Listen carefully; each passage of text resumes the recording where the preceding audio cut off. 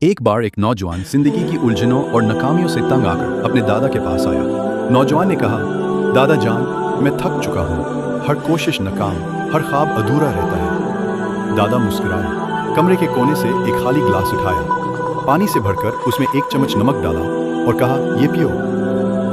نوجوان نے ایک گھونٹ لیا اور فوراً چہرہ بگاڑ کر بولا، بہت کڑوا ہے۔ دادا اسے لے کر پاس والے جھیل تک گئے۔ انہوں نے جھیل میں ایک چمچ نمک ڈالا اور نوجوان سے کہا، اب اس پانی میں سے پیو۔ نوجوان نے پانی پیا، مسکرایا اور کہا، یہ تو بالکل ٹھیک ہے۔